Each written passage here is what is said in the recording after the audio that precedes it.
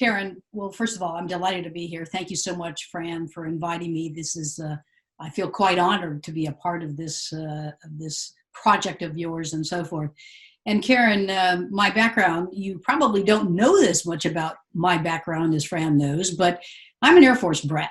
So we moved around a great deal. My dad was career Air Force, and so we were very lucky. We had an opportunity to live in places like Germany, in England, and certainly throughout the United States. And so I guess coming into travel and tourism and hospitality was almost kind of second nature to me because we'd done a lot of traveling and I was really, really interested in travel and tourism. And so I have to say that our family motto was eat, drink, and be merry, for tomorrow. It was just like that. And it just so happened that my father's last position, or last post, if you will, in the Air Force was in St. Louis. And we lived on the Illinois side of the river, so I had an opportunity to actually attend university at the University of Illinois. Obviously a very prestigious institution. I'm very proud to have been alum from the University of Illinois. And when I went as a freshman, I made the decision that I wanted to study political science. And so my major was international relations, political science. My minor was in international economics. And so I had this vision that I would maybe go into politics, or maybe I would go into government work with the State Department or something like that. Or maybe I'd even become Secretary General of the UN. Once I started doing the research, I realized that an American can't be the Secretary General of the UN. But I had this great vision.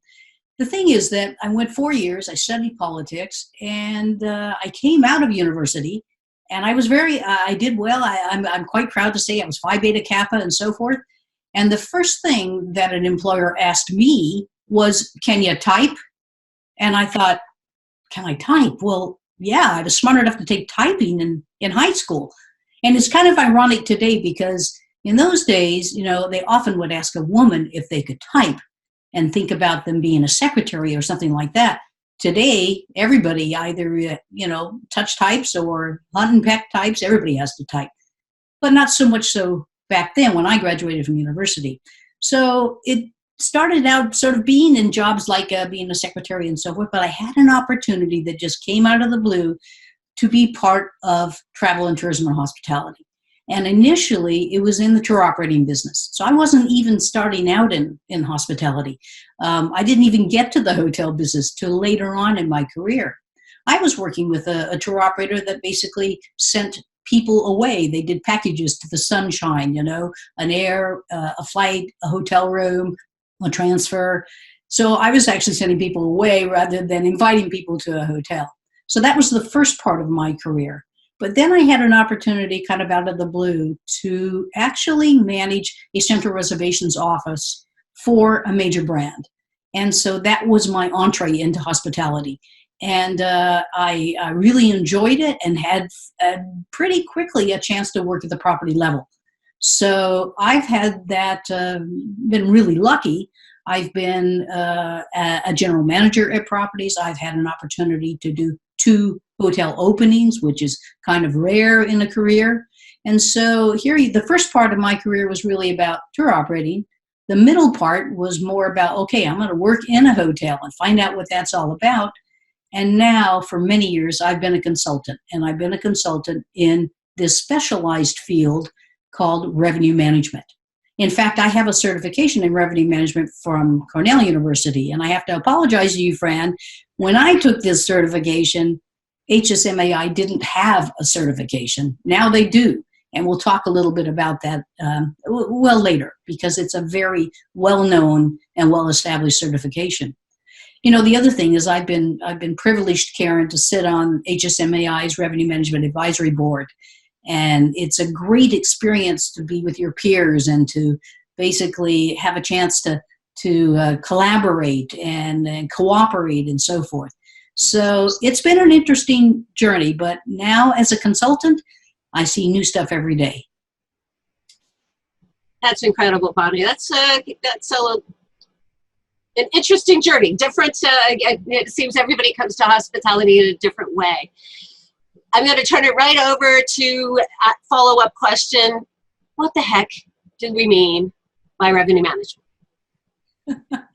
Well, you know something, Karen, when it comes to revenue management, and Fran's just about to show you a definition, all right? I have to say that, first of all, unlike sales and marketing, where really the words themselves are familiar, that you have, they have an almost inherent meaning when you think sales and marketing, revenue management is not a universally known discipline.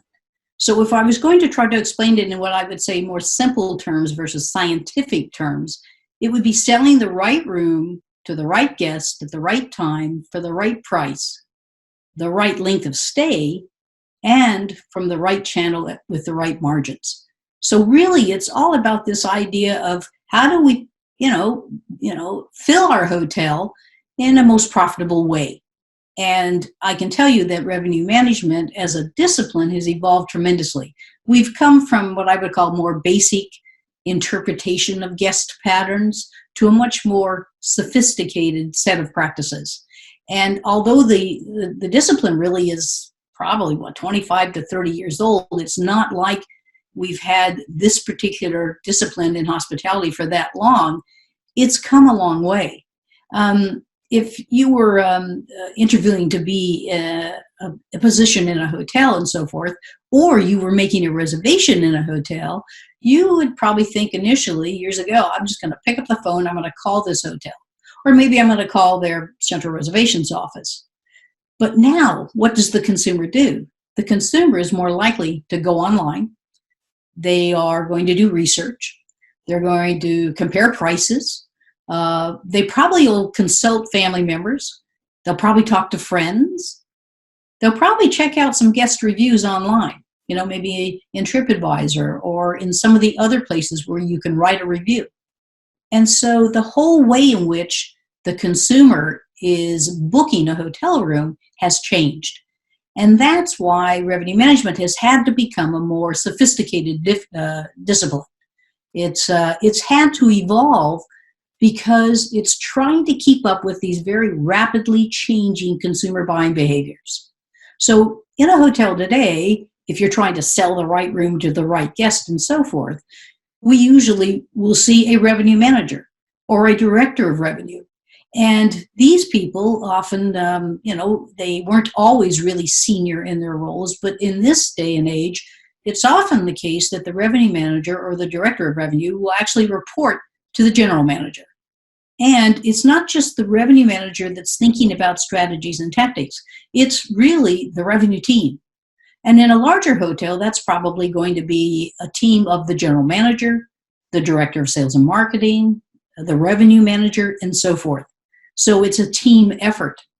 But I have to say that not every hotel has their own revenue manager. Sometimes they have to share one. So there's things like cluster revenue managers, where they might look after several smaller hotels that wouldn't have a revenue manager right at the property level. So one of the things about looking for a position in revenue management and hospitality is that's really conducive to remote work. So no matter where you are, you could conceivably have a job as a revenue manager for a hotel that's in a completely different state or a completely different country, because this work is so conducive to remote work. A lot of it is done online. And you need an enormous amount of data. I mean, the revenue manager is looking at booking patterns, lead times, they're looking at competitive analysis, they're looking at product patterns. Does the room with one bed sell better than the room with two beds? They're certainly looking at pricing and pricing strategies.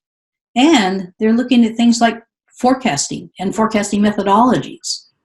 Of course, a revenue manager has to think about, what is the mix of business that's best for my hotel? Should I have a lot of people who are individual, say, business travelers? Should I have more people that are on a family vacation? Or maybe I should have some people that are coming to be at a conference or whatever. So they're going to attend some educational sessions and so forth. So Karen, today revenue management has come a long, long way. It's evolved, and it's still evolving, and largely due to the fact that customers are really making us go fast to keep up with them. That's a terrific explanation, Bonnie. Thank you. we have a little bit of a feel, but what does it take to be a successful revenue manager? You've met a lot of them across the country, I know that, and probably around the world. So what does it take to be skilled, and what does it take to be a successful revenue manager? Well, I think the very first thing, and it's interesting because Holly brought this up as well, is that if say you're new to the industry and you've never been in the industry before, but this is something that you would like to pursue, well, I think my advice to them would be to study and understand the structure of the industry. We in the business know that there are many different brands, that we have independent hotels, that we have hotels that are managed by third-party management companies, that we have asset management companies involved and owners involved. In fact, when you think about it, if you are a consumer and you're walking down the street and you look up and there's a Hilton Hotels there. Well, as a consumer who isn't part of the industry, you might think, well, Hilton owns it, manages it, brands it with its name and so forth. But the reality is that our industry is very, very complex in that regard. So I'll give you an example. The very first hotel I ever worked in was actually owned, the bricks and mortar, the building itself, by one company. The land that the building sat on by another company.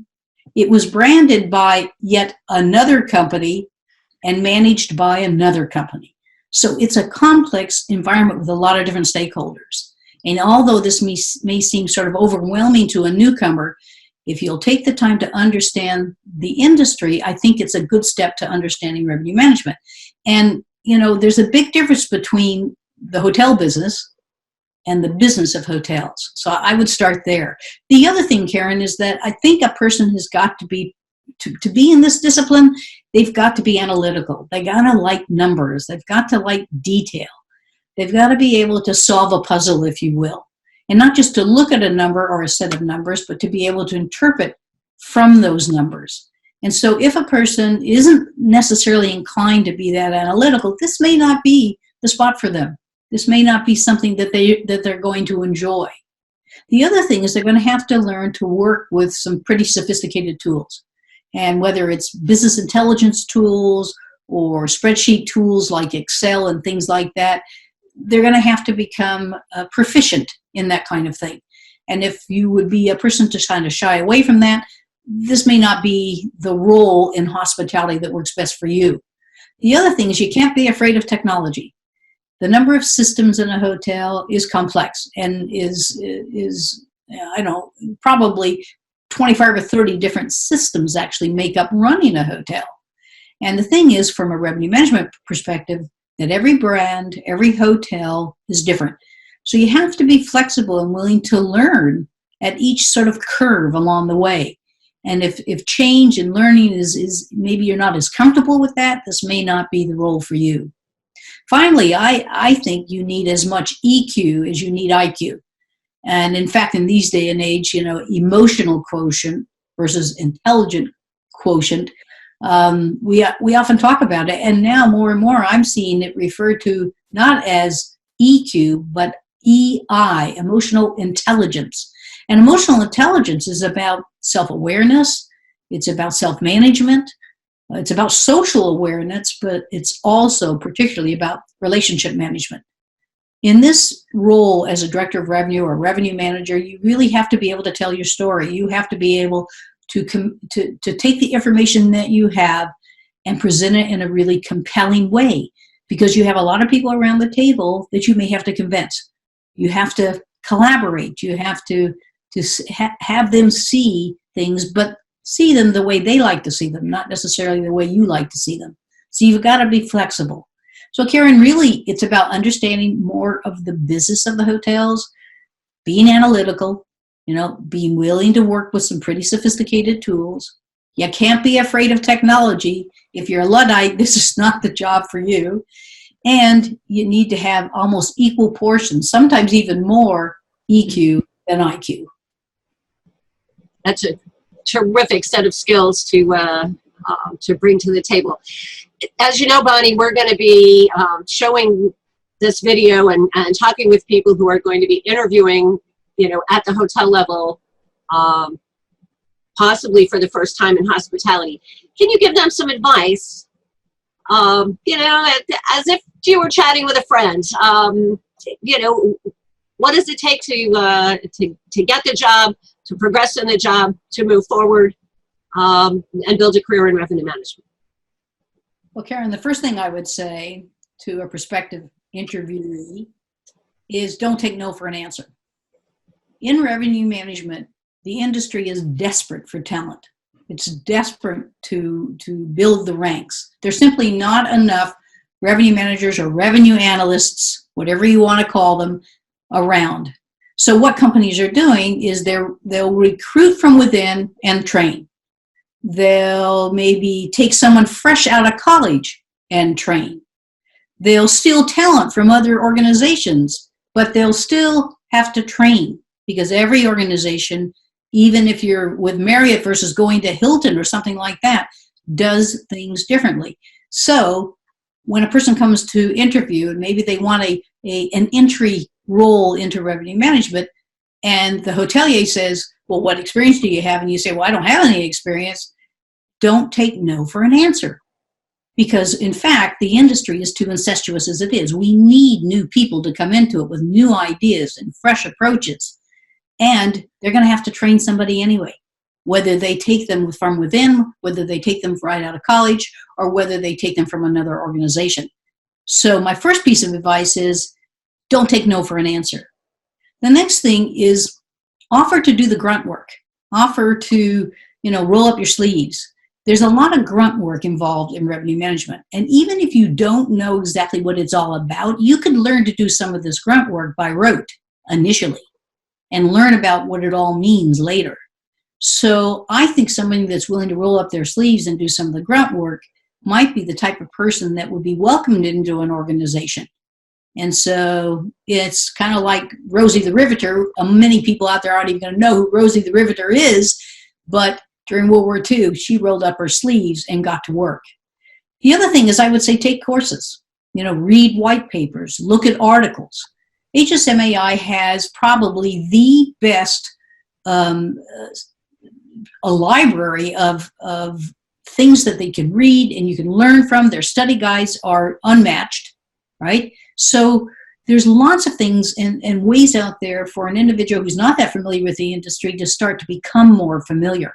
And I think any employer where you say, okay, I've read this and I've read this and I've read this, or I've done this article, I've gone online, I've tried to get a certification, is going to want to hire that person. And here's the last piece of advice, Karen, and this is the secret sauce, in my view. If an individual will educate themselves, they're targeted for revenue management, but educate themselves in digital marketing, I think that's the secret sauce. I think that's the key to open the door. And the reason I do is it's the next frontier. It should be something happening right now, but we're a long way there with this convergence between revenue management and digital marketing. And anyone who's taken the time to better understand digital marketing and have more knowledge of it is going to be a step ahead of other revenue management professionals. So it's kind of like saying, okay, what can I do that's going to make me different, that differentiates me from others, even though maybe I haven't grown up in the industry, I haven't come up through the ranks. Look for that connection. You don't have to be a digital marketing expert, but look for that connection of how revenue management and digital marketing can work hand in hand. I think that gives a new person, a person just coming into the industry, a step up. What do you think, Karen? I love it, Bonnie. I'm thinking, I need to get out there and polish up my resume and not take no for an answer. I think that's a really great way to kind of approach an interview and say, I have what it takes, and Bonnie told me that this is what it's going to take to be successful, and I know I can do it. So I really appreciate your offering your